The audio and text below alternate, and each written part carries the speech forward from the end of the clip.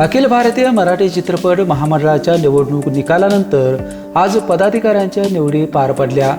अध्यक्षपदी मेघराज भोसले तर उपाध्यक्षपदी आनंद शिंदे आणि धनाजी यमकर यांची बिनविरोध निवड करण्यात आली।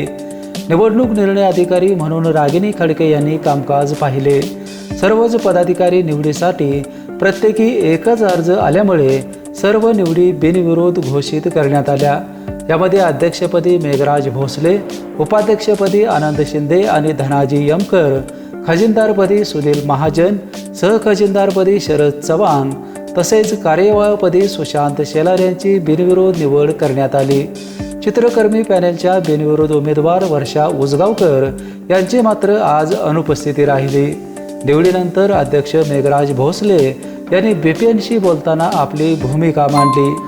नमस्कार, बीपीएनमध्ये सगळ्यांचं स्वागत आहे। आज अखिल भारतीय मराठी चित्रपट महामंडळाच्या पदाधिकारी निवडी पार पडल्या। आज आपल्यासोबत बीपीएनसोबत बोलण्यासाठी आहेत अखिल भारतीय मराठी चित्रपट महामंडळाचे नूतन अध्यक्ष मेघराज भोसले सर आपलं पुन्हा एकदा अभिनंदन। आणि दुसऱ्यांदा आपली निवड झालेली आहे। नवीन आव्हानं आहेत, काही जुने आव्हानं शिल्लक आहेत, नेमके याबद्दल काय सांगा? निश्चितच सर्वप्रथम मी सर्व सभासदांचा आभार मानतो की माझ्या या पंचवार्षिकचे आज हॅट्रिक होते आणि तिसरी पंचवार्षिक माझी चालू आहे। अतिशय लोकांनी विश्वास ठेवला माझ्यावर, तेवढी जबाबदारी आमच्याकडे वाढलेली।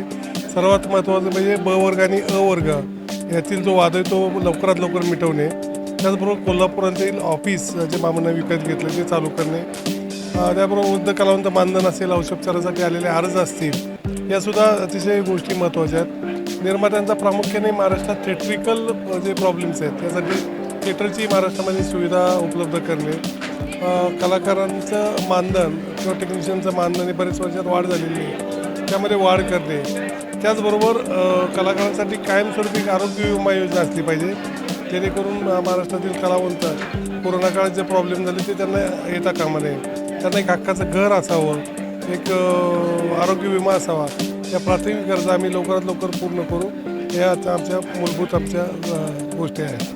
सर, एक आरोप केला जातोय की कोल्हापूरचं चित्रपट महामंडळाचं जे मुख्य कार्यालय ते स्थलांतरित होणार आहे, असा एक आरोप केला जातो, काय तथ्य आहे याच्यामध्ये? ही फक्त अफवा आहे, विरोधकांनी पसरवलेली अफवा आहे।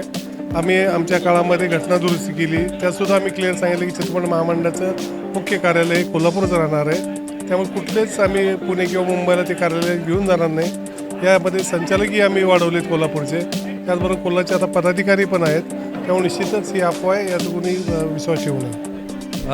जे सभासद यावेळेला मतदानाचा हक्क बजावू शकले नाहीत, जे पेंडिंग सभासद जे अ वर्गात झालेले नाहीत, यांच्यासाठी आपला प्रयत्न कशा पद्धतीने राहणार? पहिल्याच 23ला पहिली मीटिंग पुण्यामध्ये होती कार्यकारिणी, त्यामध्ये सर्व आत्तापर्यंतचे ब वर्ग सभासद ज्यांनी 3 वर्ष पूर्ण केली त्यांना अ वर्गमध्ये कन्वर्ट होईल आणि अ वर्ग जे ऑलरेडी आहेत परंतु त्यांना मान्यता नाही, त्यांची मान्यता 23 तारखेला पूर्ण होईल, त्यामुळे 45 ते 50,000 अ वर्ग सभासद 23 तारखेला होतील।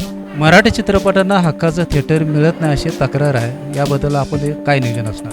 आम्ही पुढील या 5 वर्षात सर्वात महत्त्वाचं आम्ही निर्मात्यांसाठी काम करणार आहोत आणि महाराष्ट्रात कमीत कमी 300 थिएटर उभारणार आहोत, जेणेकरून निर्मात्यांचा आणि वितरणाचा प्रॉब्लेम सॉल्व्ह आहे असं मला वाटतं। धन्यवाद सर।